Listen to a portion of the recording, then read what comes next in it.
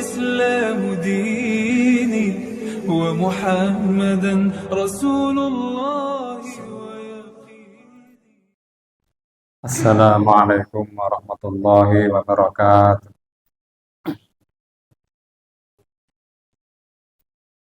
الحمد لله الذي سمى نفسه بالرحمن وخلق الخلق بالرحمة والإحسان وتنزه عن الزمان والمكان. أشهد أن لا إله إلا الله وحده لا شريك له رب الإنس والجان. وأشهد أن سيدنا محمدا عبده ورسوله سيد الإنسان. اللهم صل وسلم وبارك على سيدنا محمد صاحب القرآن وعلى آله وصحبه وذريته وأتباعه إلى آخر الزمان. أما بعد. Para bapak-bapak, ibu-ibu pengajian kitab Al-Hikam ingkang kawula hormati, mari kita buka pengajian ini dengan bacaan suratul Fatihah. Semoga apa yang kita lakukan mendapatkan ridho dari Allah Subhanahu wa taala. Al-hadhi niyah wa kulli niyatin sholihah wa ila ma nawa bi salafuna sholihun. Al-Fatihah. Alhamdulillah.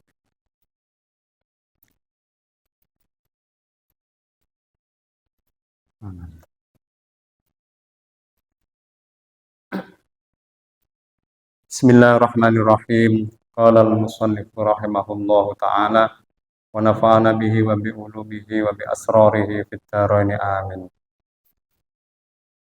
Sawabikul himami la tahriku aswarul aqdari. Hikmah yang ketiga.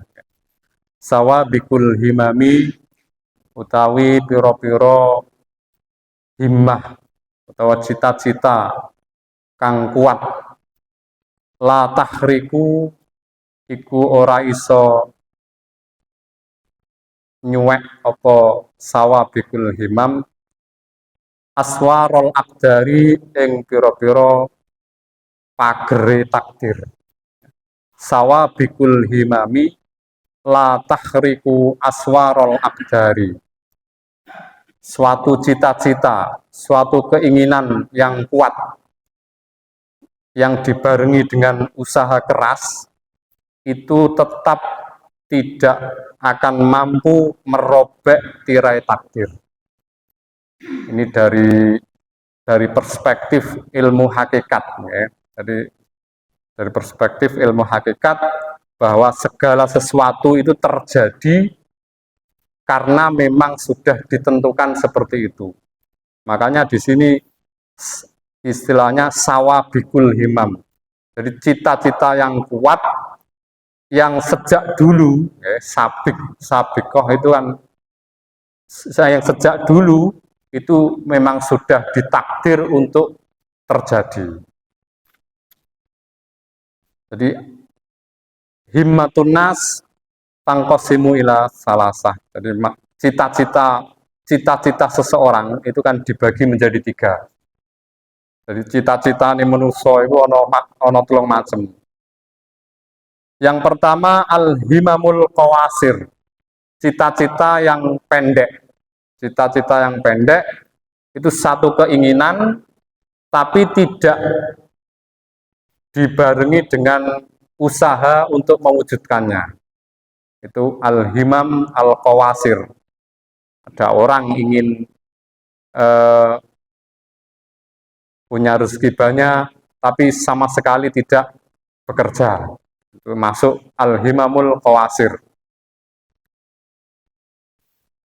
Ada orang ingin masuk surga, sama sekali tidak berbuat baik, tidak beramal soleh, itu juga masuk al-himam al-qawasir, cita-cita yang pendek, keinginan yang tidak disertai dengan tindakan. Di kalam hikmah yang lain dijelaskan perbedaan antara harapan dan khayalan. Ya. Jadi ar-roja ma qoronahu amalun. wa illa fahiya umniyatun. Yang dinamakan harapan adalah suatu keinginan yang disertai dengan amal. Dengan tindakan konkret untuk mewujudkan keinginan itu. Itu namanya berharap. Kita berharap mendapatkan ampunan dari Allah dengan melakukan amal-amal, dengan melakukan tindakan-tindakan kebaikan. Kita berharap masuk surga dengan beramal baik sebanyak-banyaknya. Nah, itu harapan. Tapi kalau tidak, itu namanya bukan harapan tapi hayalan. Ar-raja'u maqoronahu amalun wa illa fahiya umniyatun.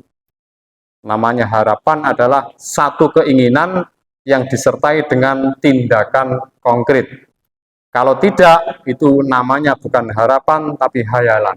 Hayalan.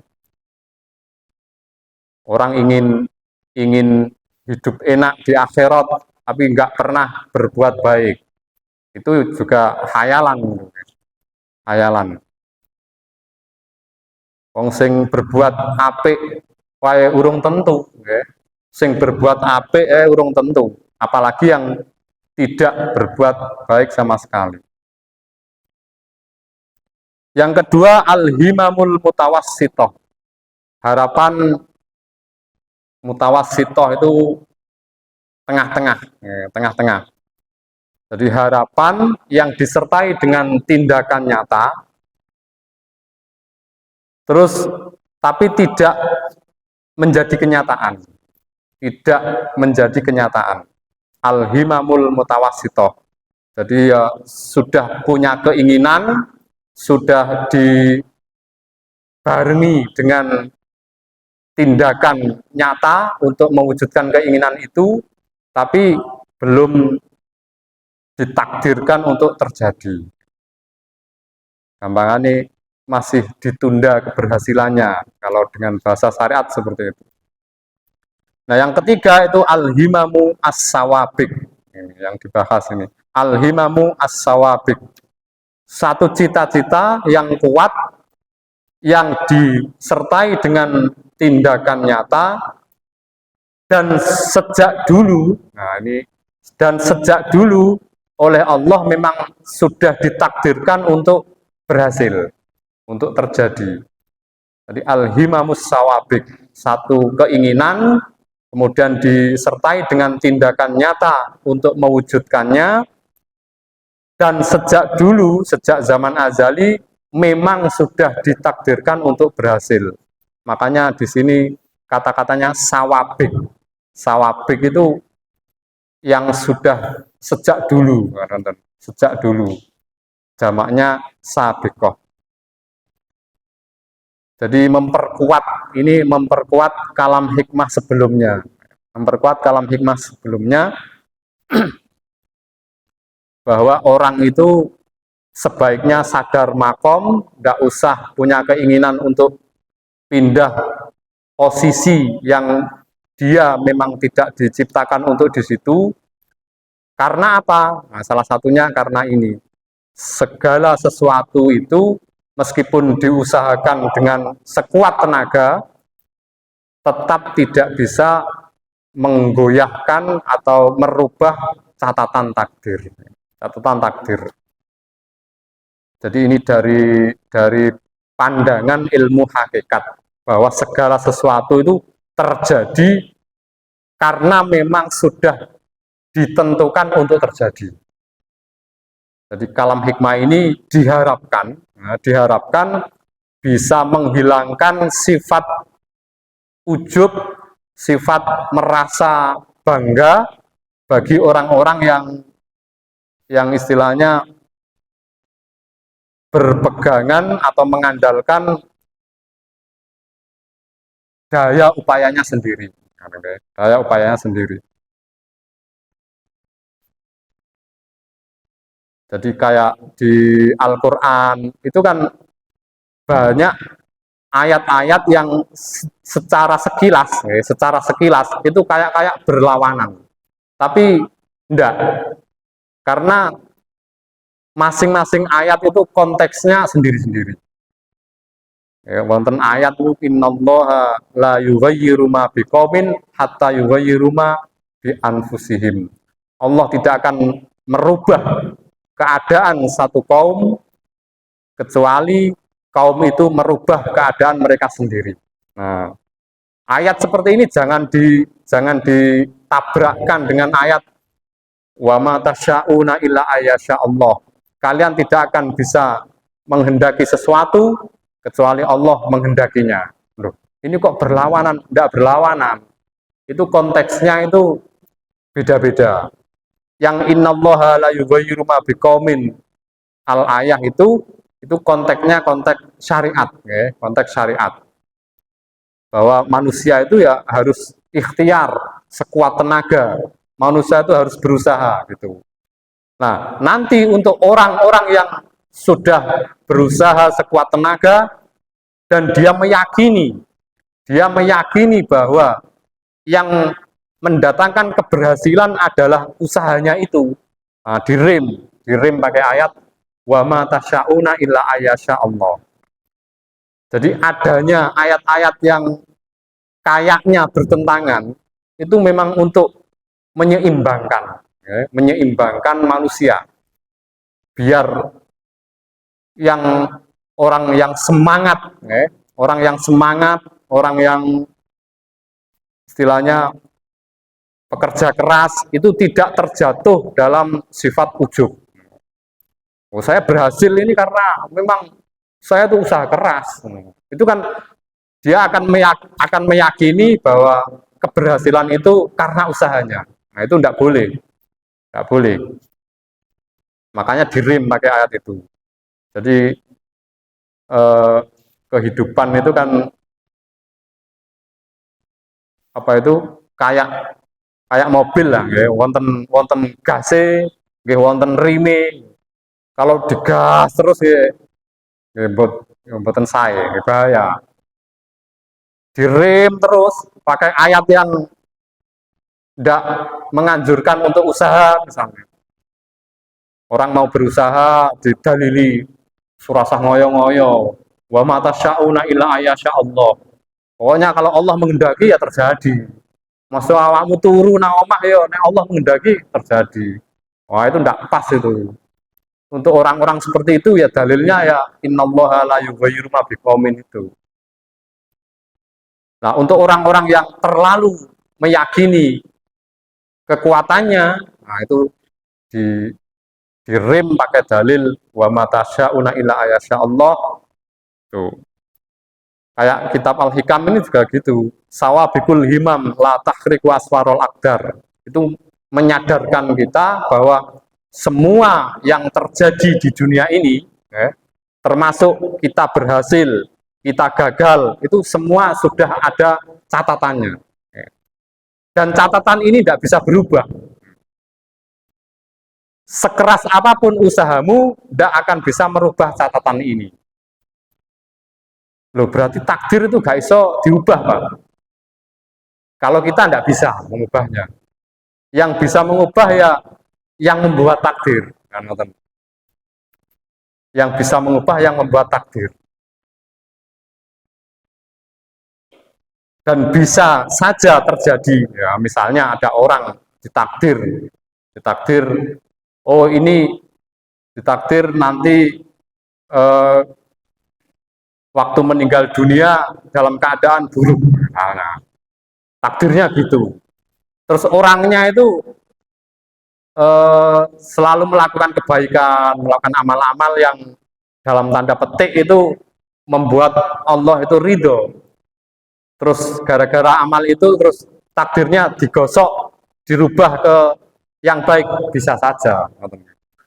Jadi skenario yang terjadi di dunia ini termasuk skenario nasib kita itu dari kacamata ilmu hakikat kita memang tidak bisa berbuat apa-apa. Kita tidak bisa merubahnya. Yang bisa merubah adalah Allah Subhanahu wa taala. Allah Subhanahu wa taala. Jadi semua sudah ditakdirkan, itu justru untuk menyeimbangkan manusia, agar orang itu tidak terjebak dalam tindakan ujub atau merasa dirinya hebat atau yang lainnya. Kalau di Al-Quran itu ma'asoba min musibatin fil ard wala fi anfusikum illa fi kitabin min qabli an nabra'aha. Apapun yang terjadi di bumi, apapun yang mengenai kalian,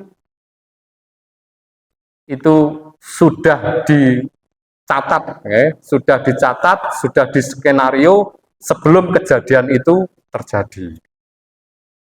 Nah, yang tidak boleh itu, yang tidak boleh dan berdosa, itu adalah menjadikan takdir sebagai justifikasi untuk tindakan kemaksiatan kita, tindakan salah kita. Loh, awakmu kok nyolong? Wah, wis ditakdir. Nah, itu yang nggak boleh itu loh. Awakmu kok gak sembahyang? Wah, orang masuk surga atau masuk neraka itu sudah ditakdirkan oleh Allah. Ngapain saya sembahyang? Nah, itu yang nggak boleh kan itu. Jadi barang siapa mengkambing hitamkan takdir untuk membenarkan tindakan maksiatnya, maka dia termasuk orang-orang yang berdosa. Barang siapa yang tidak percaya bahwa sesuatu itu sudah ada takdirnya, dia malah kufur. Kufur secara akidah.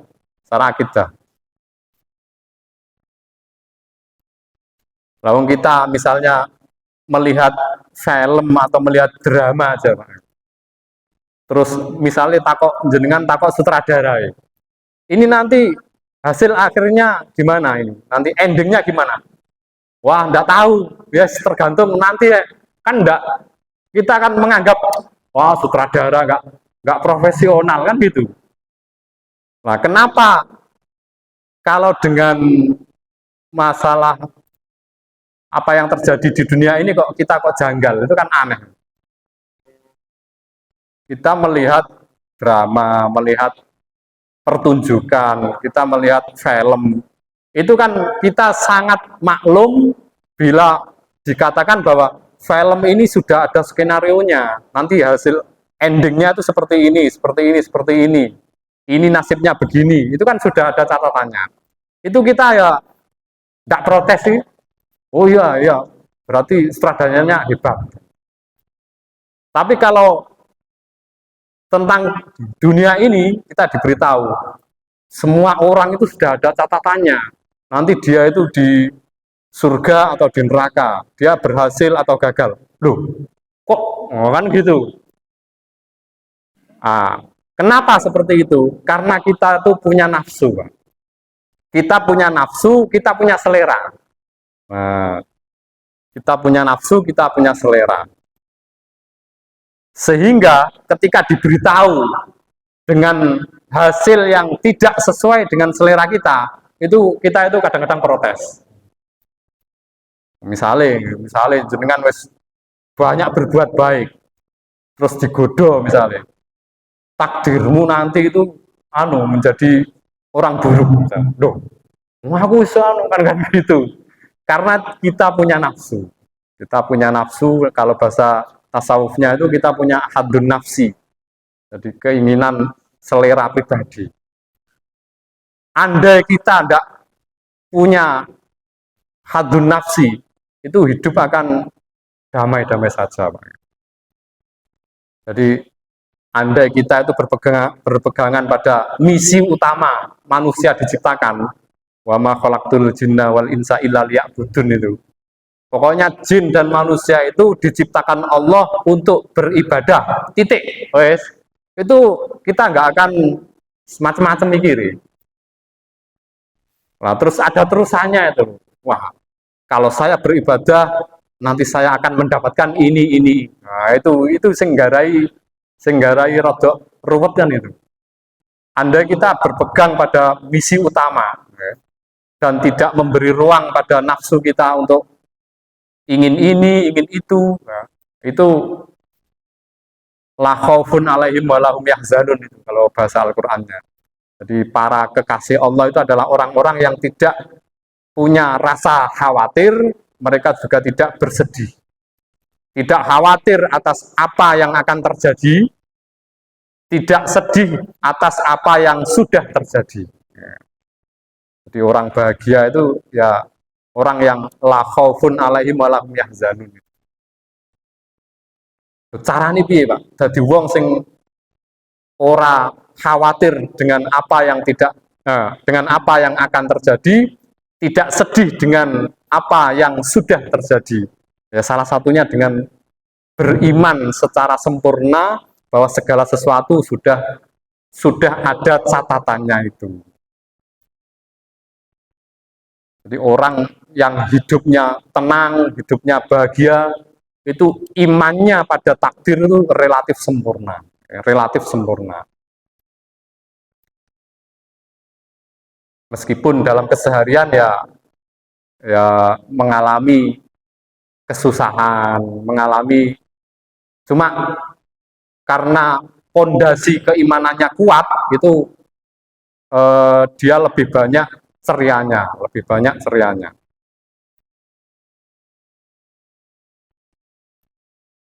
Jadi pernah saya sampaikan di kitab Kifayatul Adqiya itu ada orang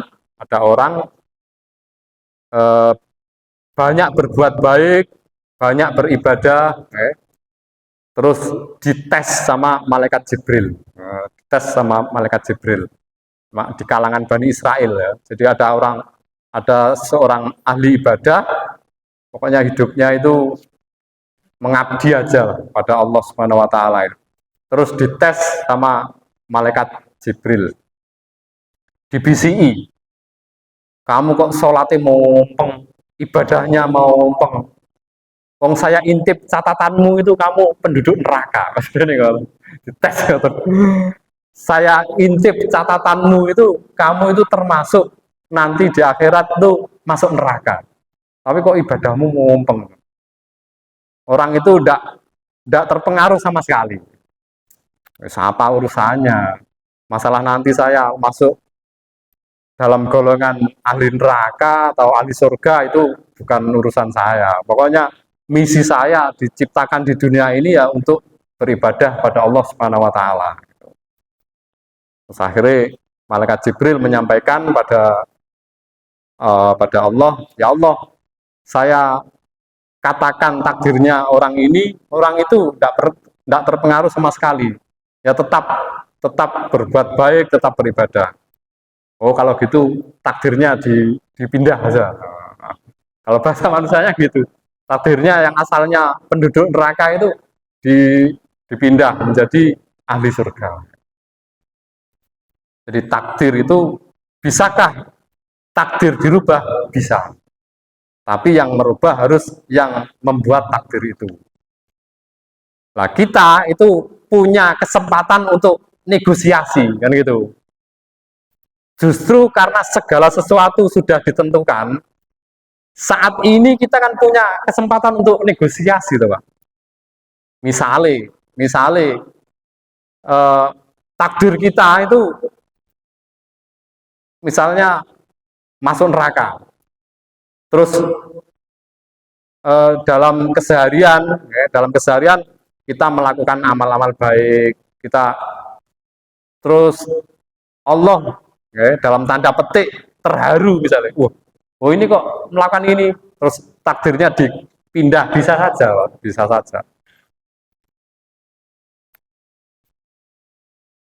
Jadi kalau ayat innallaha la yughayyiru ma biqaumin hatta yughayyiru ma bi anfusihim, itu kan tetap di situ subjeknya kan tetap Allah kan. Jadi Allah tidak akan merubah nasib suatu kaum kecuali orang itu mau merubah nasibnya sendiri. Jadi kullu syai'in biqada wa qadar hatal ajzi wal kaisi. Hatal ajzi wal kaisi. Cuma selama ini kan yang masuk ke pemahaman kita itu kan model terbalik. Orang berbuat baik akhirnya masuk surga, kan gitu. Orang membaca istighfar akhirnya diampuni, kan gitu. Nah, di ilmu hakikat itu justru dibalik gitu, Pak. Allah mentakdirkan orang itu diampuni. Nah, akhirnya Allah mentakdirkan orang itu membaca istighfar. Jadi model terbalik. Kadang-kadang untuk memahami ini agak bertentangan, padahal sebenarnya enggak. Karena di kalam hikmah yang lain ada hikmah yang bunyinya itu wurudul amdad bihasabil isti'dad wa syurukul anwar ala hasabi sofail asror. Nah, itu bicara tentang syariat. Pemberian Allah itu tergantung seberapa siap dirimu. Nah, jadi manusia itu dilibatkan dalam kalam hikmah yang nanti itu, yang berapa itu lupa, itu manusia itu dilibatkan. Urudul amdad bihasabil istiqdad. Pemberian Allah kepadamu tergantung seberapa siap dirimu, seberapa banyak persiapanmu. Jadi kita berbuat baik, kita beribadah, itu kan dalam rangka persiapan, okay? Dalam rangka persiapan atau dalam rangka memantaskan diri. Toh di Quran juga banyak ayat-ayat yang bicara seakan-akan orang masuk surga itu ya memang karena amalnya. Kilat hulul jannah. Jadi udhulul jannata bima kuntum ta'malun. Masuklah kalian ke surga karena amal-amal kalian. Jadi tidak bertentangan, cuma konteksnya beda-beda. Kayak ayat walillahil masyriq wal maghrib wa aina ma tuwallu fasamma wajhullah. Milik Allah barat dan timur, kemanapun kau menghadapkan wajahmu, kamu akan menemukan Allah. Itu kan ayat hakikat, Pak. Ayat hakikat. Tidak bisa terus ditabrakkan dengan syariat gitu.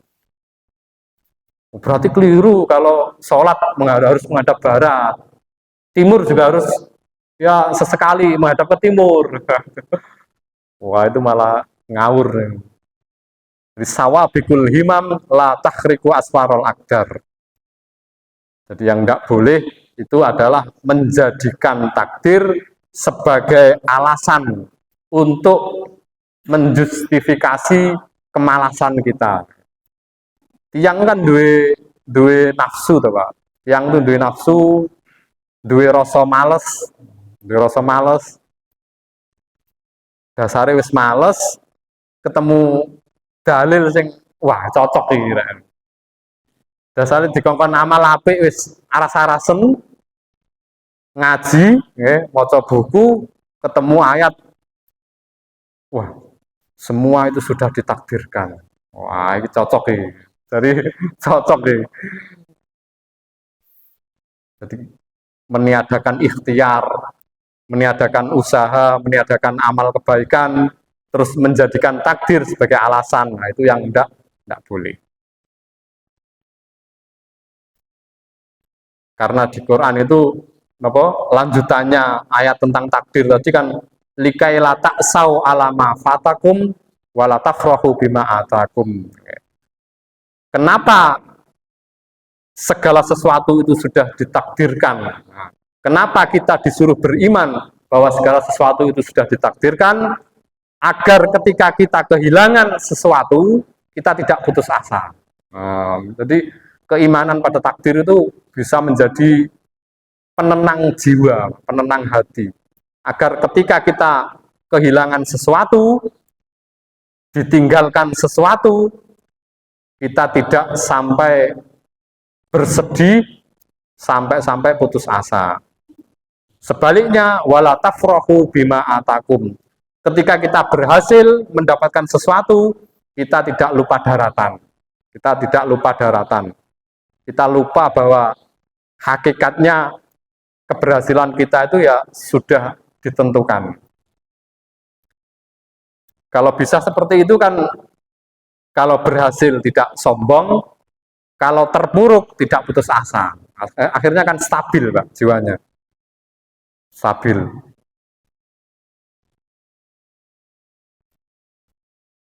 Jadi yang keliru itu menjadikan takdir, menjadikan kehendaknya Allah sebagai pembenar atas kemalasan dia, pembenar atas nafsunya.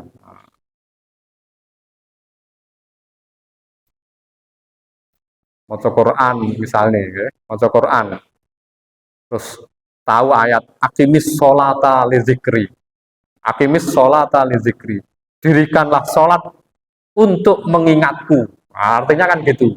Terus diwongan-angan, oh berarti orang disuruh sholat itu agar ingat Allah. Wah, neng ngono aku tak wis gak usah sholat aja, yang penting ingat Allah.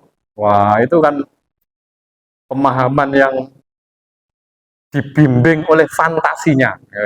Jadi beragama itu hati-hati, Pak. Ada ungkapan man ta'allama bila syaihin fasaihuhu syaiton. Barang siapa belajar agama tanpa bimbingan guru, maka akan dibimbing oleh setan. Kalau zaman sekarang kok setan kok sawangane kok nopo mistis, ya akan dibimbing oleh fantasinya. Nah, itu fantasinya akan dibimbing oleh khayalnya. Kata ngoten niku wau. Tahu ada ayat akimis sholat ali zikri, dirikanlah sholat untuk mengingatku. Terus diangen-angen dewi. Oh berarti orang diperintahkan sholat itu untuk mengingat Allah. Berarti intinya ya mengingat. Nah kalau intinya mengingat, ngapain saya harus pergi ke masjid? Ngapain saya harus jungkar-jungkir? Nah ini pemahaman yang dibimbing oleh fantasi. Oleh fantasi. Salah Pak, yo jelas salah, Pak. Jelas salah. Makanya diperlukan guru yang menjelaskan kan itu. Tidak boleh Pak beragama terus berdasarkan ayatnya gini, artinya gini. Dalam pemahaman saya, dalam pemahaman saya. Wah, pemahaman sampean orang yang suka menghayal, iso-iso ngoten niku wau.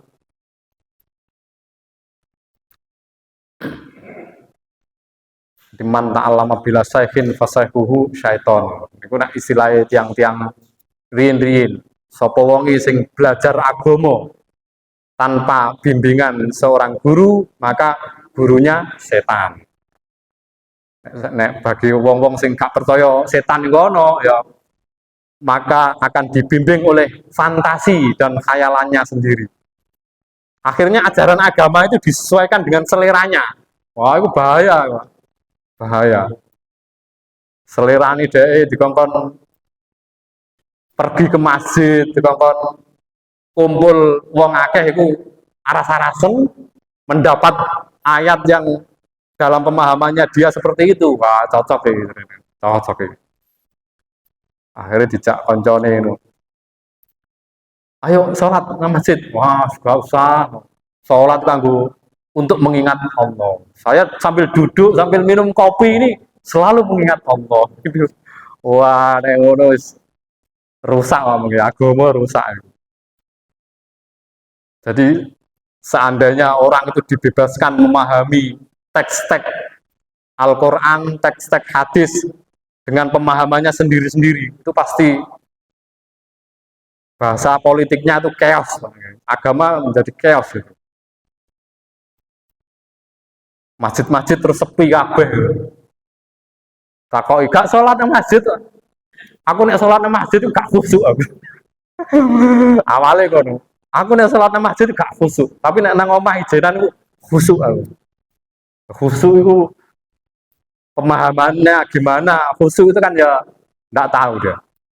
Wah, saya tuh kalau sholat sendiri tuh sudah tidak mendengar apa-apa, suara apa-apa. Wah, itu nggak khusyuk itu, budek itu Pak. Loh iya Pak, orang paling khusyuk itu kan Kanjeng Nabi ya. Nah, ada hadis ketika Kanjeng Nabi menjadi imam, terus ada bayi, ada anak kecil yang nangis, itu kan Kanjeng Nabi masih mendengar. Jadi Kanjeng Nabi ketika menjadi imam, terus ada anak kecil nangis, itu kan sholatnya dicepetno. Mbok menawa ibunya anak ini ada yang ikut makmum gitu loh, kan gitu. Nah, Kanjeng Nabi masih mendengar suara loh. Maka ada orang soalnya kalau sholat sendiri itu khusyuk, tidak mendengar suara apa-apa, itu tidak khusyuk Pak, budek itu. Kan, nggak khusyuk itu budek itu. Jadi jangan jangan beralasan, aku naik sholat ijenan khusyuk, naik jamaah gak khusyuk. Nggak, itu tetap lebih baik yang berjamaah, Pak. Tetap lebih baik yang berjamaah, karena sesuai dengan hadis, sholat berjamaah itu lebih utama 27 derajat ya, 27 tingkatan dibanding sholat sendiri. Bahkan sahabatnya Imam Syafi'i, ya, muridnya Imam Syafi'i itu ada namanya Imam Muzani, Imam Al-Muzani. Jadi ada Imam Al-Buwaiti, Imam Muzani, Imam Rafi'i. Imam Muzani itu salah satu muridnya Imam Syafi'i yang karangannya itu paling banyak, ya, paling banyak dipakai referensi bagi orang-orang madhab Syafi'i. Itu salah satu bentuk tirakatnya, Pak. Salah satu bentuk tirakatnya. Ini mungkin jenengan cari-cari sendiri tirakat yang cocok untuk jenengan. Salah satu bentuk tirakatnya Imam Muzani itu, dia itu selalu melazimi sholat berjamaah. Nah, sholat berjamaah. Ketika dia ketinggalan sholat berjamaah, dia sholat sendiri sebanyak 27 kali. Oke. Jadi itu tirakatnya beliau. Tidak bisa dijadikan syariat, betul sakit. Cuma beliau itu pakai tirakat itu. Makanya ilmunya bermanfaat, itu karangannya banyak itu. Jadi dia itu selalu melazimi sholat berjamaah. Ketika ketinggalan sholat berjamaah, misalnya duhur, waduh aku duhur gak jamaah. Beliau sholat sendiri duhur 27 kali. 27 kali.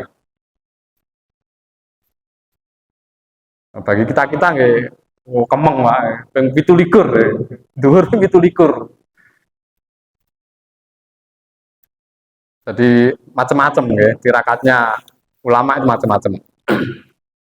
Kalau Ibnu Sina itu kalau menghadapi satu permasalahan, terus di sinauni dicari referensi di sana sini tidak ketemu, itu beliau sholat 2 rakaat, sholat istikharah ya, sholat istikharah. Kalau solusi terhadap permasalahannya itu ketemu, itu berapapun uang yang dibawa disedekahkan sebagai ungkapan syukur tadi, syukur karena mendapatkan jawaban atas permasalahan yang dipikirkan tadi. Sawabikul himam la takhriku aswarul akdar. Keinginan yang kuat yang dibarengi dengan usaha keras itu tetap tidak bisa merobek tirai takdir, tidak bisa merobohkan pagar takdir. Jadi intinya segala yang terjadi itu tetap dalam bingkai ketentuan dari Allah, ketentuan dari Allah. Jadi kita memandangnya harus dari atas, Pak, dari atas, bahwa semua kejadian di dunia ini sudah ada takdirnya. Ora Pak, aku berhasil iki lewat ini ya, memang takdirnya ya lewat itu gitu. Takdirnya lewat itu. Sawabikul himam la tahriku aswarul akdar. Kemudian kalam hikmah yang keempat, arif nafsaka minat tadbiri. Fama qoma bihi ghairuka angka latakum bihi linafsika. Arif, ngistirahatno sira nafsaka ing awak dhewe sira. Nyamankanlah dirimu minat tadbiri saking ngatur urusan, ngatur urusan. Fama mongko utahe perkara koma kang jumeneng bi kelawan ma sapa ghairuka liyane sira yaitu Allah Subhanahu wa taala angka saking sira latakum mongko aja jumeneng sira bi kelawan ma linafsika kedue awak dhewe sira. Arih nafsaka minat tadbiri fama koma bi ghairuka angka latakum bihi linafsika. Nyamankanlah dirimu, istirahatkanlah dirimu, ndak usah repot-repot mengurusi urusan-urusan yang sudah ditangani oleh Allah Subhanahu wa taala. Jadi nyamankanlah dirimu, ndak usah sibuk ngurusi urusan yang sudah ditangani oleh Allah Subhanahu wa taala. Termasuk urusan rezeki kita.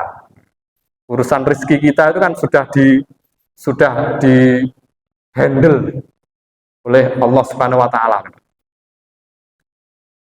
Jadi ini kalam hikmah yang menyuruh kita untuk tidak ikut campur mengurusi sesuatu yang sudah diurusi orang lain. Dalam konteks ini adalah Allah Subhanahu wa taala. Gampangane cara basa manusane iku awakmu iku ora usah melu cawe-cawe urusan sing wis diurusi pangeran. Rizkimu itu lewat ini, rizkimu itu sehari segini. Itu kan semua kan sudah ditangani oleh Allah Subhanahu wa taala. Kamu nggak usah ikut ruwet-ruwet mikir tentang itu. Arif nafsaka minat tadbir. Cuma ini di sarahnya ada rinciannya. Karena kalam hikmah ini kalau dipraktekkan membabi buta, wah niku terus kita meniadakan planning, kita meniadakan manajemen, itu juga ndak bener ya. Jadi di sarahnya dijelaskan at-tadbiru wa tadbiruka syu'unan takunu 'alaiha fil mustaqbal. Di sini ada istilah tadbir. Tadbir itu apa? Tadbir adalah pengaturanmu terhadap urusan-urusan di masa yang akan datang. Cara saya ini sing paling familiar planning, Pak. Planning. Jadi jeneng kita melakukan minggu ngarep itu aku apa ngene. Wah, kok nek aku ngene hasilnya ngene, akhirnya saya seperti ini. Nah, itu planning. Jadi tadbiru kasyu'unan takunu 'alaiha fil mustaqbal. Pengaturan kita terhadap urusan-urusan yang akan kita hadapi di masa mendatang. Itu namanya tadbir. Bahasa populernya planning. Wayang qasimu at-tadbir ila qismain. Planning atau manajemen terhadap urusan di masa yang akan datang itu terbagi dua. Ini terbagi dua. Yang pertama at-tadbiru al-madmum. Tadbir yang tercela. Nah, ini yang istilahnya disarankan untuk meninggalkan itu tadbir yang model pertama ini. Tapi ada at-tadbir al-mahmud. Tadbir yang terpuji. Justru planning yang menjadi ibadah tersendiri. Itu ada. At-tadbirul madmun kullu tadbirin yubaiduka wa yahjubuka anillahi ta'ala. Planning yang tercela, planning yang dilarang adalah planning atau manajemen yang menjauhkanmu dari Allah Subhanahu wa taala. Dari Allah Subhanahu wa taala. Jadi membuat manajemen untuk urusan misalnya di bulan mendatang. Oh, bulan depan itu pemasukan saya segini. Pemasukan saya segini, oh ini nanti saya belanjakan ini. Nah, itu kan planning, Pak. Itu boleh apa enggak, Pak? Kok alam hikmahnya seperti itu? Nah, ini ada rinciannya. Ada yang tadbir itu tercela, at-tadbir al-madmum. Contohnya tadbirul madmum. Tadbiru syai'in dinian kana au dunyawiyan ma'al jazmi wa tasmim. Planning atau manajemen terhadap urusan yang akan datang sambil hati itu memastikan. Hati memastikan, wah pasti hasilnya seperti ini. Jadi nggak melibatno Allah blas. Nah, itu nggak boleh, wah itu. Nggak boleh. Karena kita dalam tanda petik itu ngerosok-ngerosok koyok sing nyutradarai donya. Koyok sing nyutradarai donya. Jadi minggu depan nanti kita melakukan ini. Nanti kan melakukan ini. Di sini pasti berhasil. Nggak mungkin gagal ini. Pasti berhasil. Tapi kalau kehendak Allah lain gimana, Pak? Wah, sudah. Di sini pasti berhasil. Wah, itu yang tidak boleh itu, Pak. Tidak boleh. Jadi orang percaya diri tapi terlalu itu ya tidak boleh, Pak. Seakan-akan menjadi pengendali terhadap hidupnya. Kayak di film Titanic itu, Pak ya. Film Titanic itu kan ada yang menganalisa kenapa kok Titanic tenggelam itu kan. Jadi si pembuat kapal atau nahkodanya itu kan saking yakinnya dengan kekuatan kapal itu kan sampai melontarkan kata-kata. Kalau di film itu, Pak, di film itu kan kapal ini sangat kuat, kapal ini sangat canggih. Tuhan pun tidak akan bisa menenggelamkan kapal ini. Kan ada ungkapan seperti itu.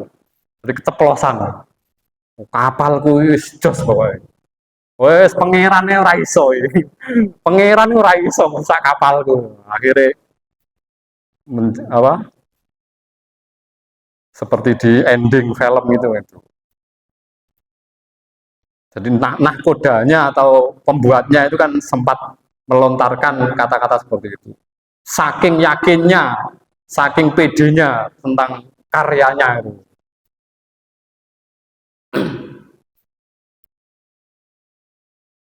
Sama misalnya ada orang yang seperti itu, nah itu termasuk planning yang tidak boleh. Wah ini manajemen ini pasti berhasil ini. Tidak ada yang bisa menggagalkan manajemen saya ini. Nah, Tuhan pun tidak bisa menggagalkan. Nah, itu kan jatuh ke dalam kesombongan. Terus contoh lagi, planning yang tidak boleh atau planning yang tercela.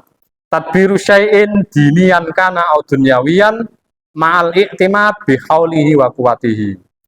Merencanakan sesuatu, merancang dan mengatur sesuatu, baik urusan agama maupun urusan duniawi, dengan berpegang secara total terhadap kekuatannya sendiri. Ini mirip sing dukur, Pak. Sing dukur itu kan memastikan, tidak melibatkan Tuhan sama sekali. Nah ini terlalu pede dengan kekuatannya sendiri. Bihaulihi wa quwatihi. Terlalu meyakini dengan manajemennya, dengan keahliannya. Ini juga tidak melibatkan kekuatan Tuhan. Contoh lagi yang ketiga, tadbiru syai'in dinian kana au dunyawiyan ma'atadyi'il wajibat.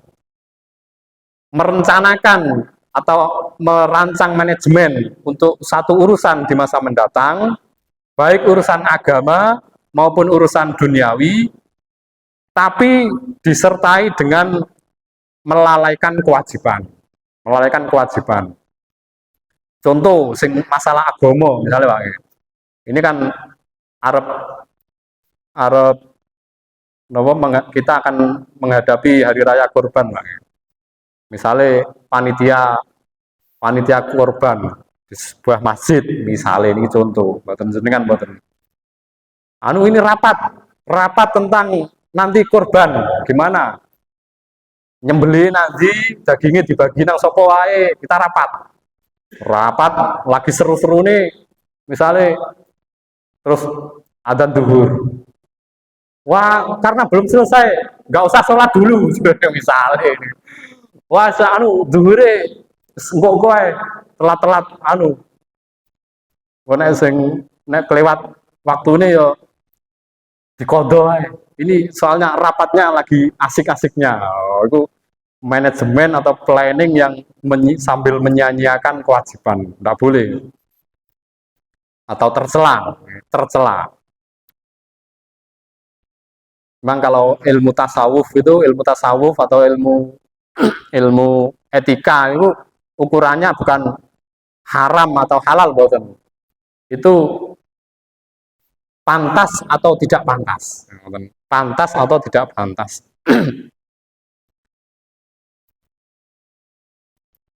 Tadbiru syai'in minat dunya ila dunya kal istiksar wal iftikhar. Ini juga termasuk planning yang tidak dianjurkan. Membuat planning atau manajemen masalah duniawi untuk urusan duniawi.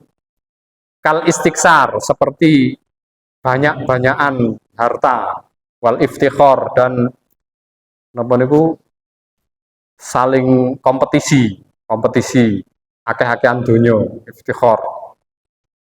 Itu juga termasuk tadbir yang tercela. Jadi tadbiru syai'in minat dunya ila dunya kal istiksar wal iftikhar. Tapi kalau tadbiru syai'in minat dunya ilal akhirah, wah itu nanti masuk tadbir yang terpuji, Pak. Jadi membuat manajemen urusan duniawi, tapi diorientasikan untuk urusan ukhrawi. Terus dia membuat manajemen, dia membuat planning, itu justru planningnya saja itu sudah menjadi ibadah. Planningnya sudah menjadi ibadah. Membuat manajemen atau planning bagaimana caranya bisa punya uang 1 miliar bulan ini. Nanti kalau sudah punya uang 1 miliar, ini yang 100 juta saya kasihkan masjid ini, yang 100 juta saya kasihkan pantai asuhan ini. Wah, ini gimana ya caranya? Wah, itu bagus, Pak. Bagus itu. Jadi minat dunia ilal akhirah kalau itu. Yang tercela itu kan bagaimana caranya dapat uang 1 miliar bulan ini untuk nyombongi konco-koncoku. Koncoku nek metu misalnya pakaian nih harganya 4 juta. Wah, sebenarnya aku tak nggak pakaian sing harganya 50 juta misalnya. Itu yang tidak boleh. Iftikhar. Kal istiksar wal iftikhar. Nek bahasa ini teng Quran itu alhaakumut takasur. Alhaakumut takasur. Telah melalaikanmu at-takasur. Berlomba banyak-banyakan. Berlomba banyak-banyakan. Mending Pak nek wong sugih akeh-akehan dunya. Sing repot kan sing gak sugih. Akeh-akehan khayalan. Nah, itu. Jadi di situ ada tafsir Pak ya, ada tafsir alhaakumut takasur. Kan ada yang tafsir yang telah melalaikan kalian saling berlomba-lomba banyak-banyakan dalam hal harta. Itu kan salah satu tafsir kan gitu. Tapi ayat Qur'annya kan umum, Pak. Telah melalaikanmu berlomba-lomba banyak-banyakan. Menurut toh? Nah, itu bisa diterapkan juga ke yang nggak punya harta. Akeh-akehan khayalan. Itu kan yo bisa melalaikan. Sing siji umpama aku sing jadi presiden. Wow, pokok jembatan tak ngene. Wah, ya bisa kalah karo aku. Nek aku sing dadi presiden. Nah, itu kan saling banyak-banyakan khayalan. Saling banyak-banyakan napa iku amal. Tulul amal, padahal tulul amal itu kan tidak diperbolehkan. Tulul amal. Kenapa orang kok sampai rakus? Kenapa orang sampai tomak? Itu salah satu faktornya kan tulul amal. Dia merasa hidupnya itu masih lama. Jadi sederhana. Ono wong kok wakus itu soalnya teng ati ini kan wonten penyakit tamak ini. Oh, jadi kerja misalnya sampai lupa waktu. Woi, aku tak ngumpul duit semua akeh. Sampai nang rekeningku ono 1 triliun. Lumayan kok usia. Misalnya orang ini usianya 50. Nanti di usia 60, 70 itu saya tinggal menikmati hidup. Bayangannya. Bayangannya saya tinggal menikmati hidup. Jari ini malaikat sing ngerti catatan ini. Umurmu kurang 5 dino. Khayalmu kok sampai 20 tahun mendatang. Makanya anjurannya itu kan ikmal lidunyaka ka'annaka ta'ishu abada wa'mal li akhiratika ka'annaka tamutu gada. Kerjakanlah urusan duniamu seakan-akan kamu hidup selamanya. Maksudnya nih, hari ini tidak selesai, tidak apa-apa, besok masih ada hari. Ngerti Pak? Kalau urusan dunia kok saat ini tidak selesai, oh gak apa-apa, besok isi osok, isi ono dino. Jadi napa niku rumus besok masih ada hari itu untuk urusan-urusan duniawi. Tapi kalau untuk urusan-urusan akhirat itu ka'annaka tamutu ghadan. Bayangkanlah seakan-akan kamu besok itu sudah mati. Saya mau menyumbang masjid ini segini. Wah, meni-meni ae. Oh, jangan gitu. Wah, saya harus nyumbang masjid harus hari ini. Usaha wae sesuk ae. Oh, sesuk aku. Iya nek gak mati. Nah, itu. Jadi ada dorongan untuk bersegera. Bersegera.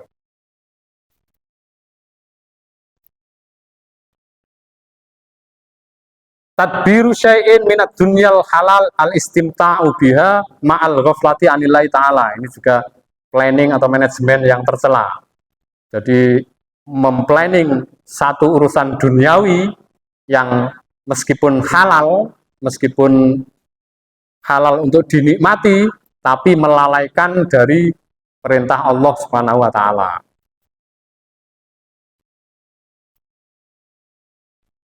Seperti kerja terus lupa kewajiban, itu kan tidak boleh. At-tadbiru fi taksili maksiatin kataati ma'arriya. Nah, ini jadi planning mawon wis ndak bagus ya. Jadi membuat rancangan, membuat planning untuk satu tindakan maksiat. Satu tindakan maksiat. Jadi ono wong sekelompok orang terus kate ngerampok misalnya. Terus rapat tertutup. Oh ini kok masuk lewat sini. Mau naik konangan kayak apa? Nah, itu kan tadbir untuk satu tindakan maksiat.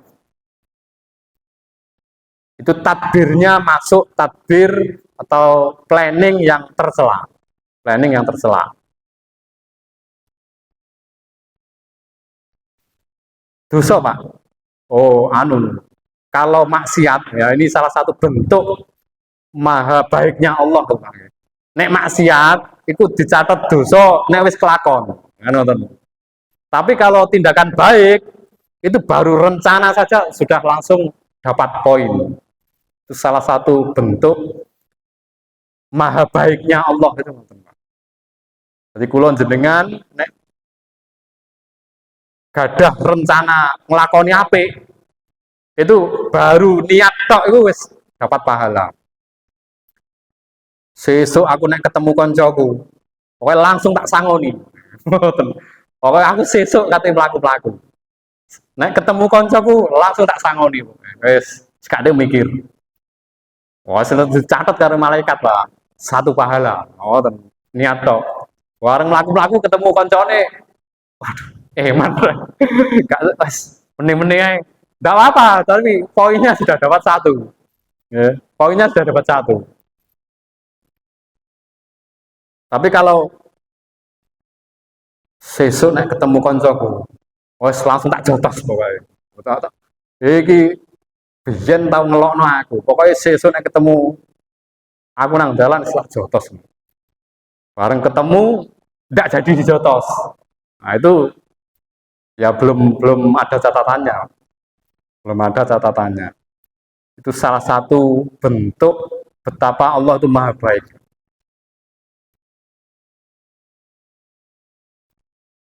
Wonten bukti malih nek Gusti Allah niku pancen kebaikannya itu luar biasa.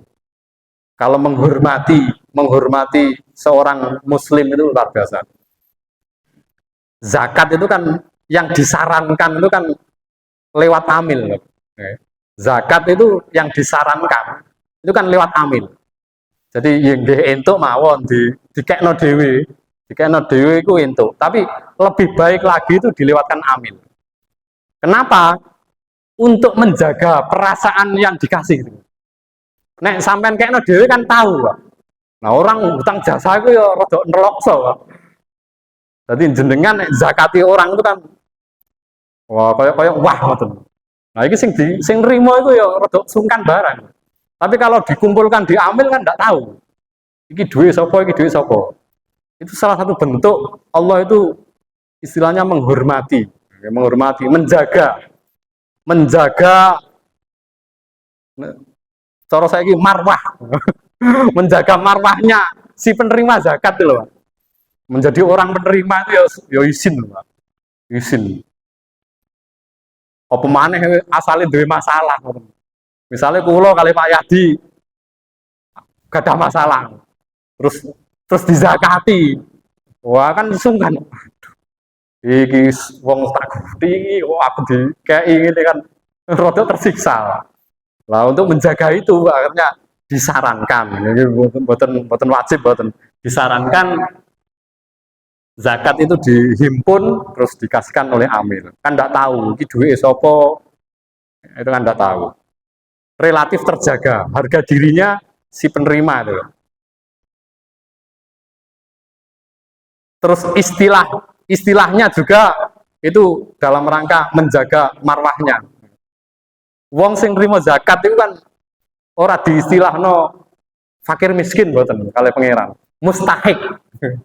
Orang yang berhak. Koyok kan hak sampean.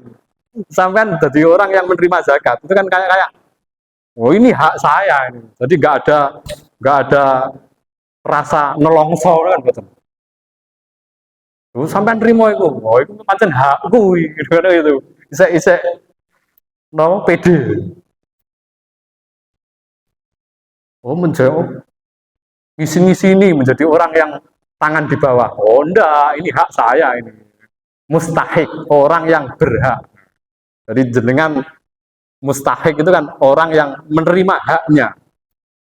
Mboten orang yang dikasihani. Cara mboten kan ya rada izin. Ini kelompok orang-orang yang disantuni. Jadi dari bahasa aja itu menunjukkan betapa Allah itu menjaga. Makanya Allah punya sifat as-satar, zat yang maha menutupi. Salah satu menutupi rasa isine tiang-tiang barang niku. Makanya nek ono panitia terus merubah istilah itu menjadi daftar orang-orang yang harus disantuni. Wah, itu kesalahan, Pak. Kesannya kan rendah. Daftar orang-orang yang disantuni. Satu iki keliru ya. Tetap daftar mustahik. Daftar orang-orang yang berhak menerima zakat. Kemudian at-tadbiru al-mahmud kullu tadbirin yuqarribuka ilallahi ta'ala. Terus planning yang terpuji adalah setiap planning, setiap manajemen yang justru mendekatkanmu kepada Allah Subhanahu wa taala. Contohnya benjing-benjing mawon. Wallahul muwaffiq ila aqwamit thoriq. Wassalamualaikum warahmatullahi wabarakatuh. Allahu Rabbi wal Islam dini wa Muhammadan Rasulullah.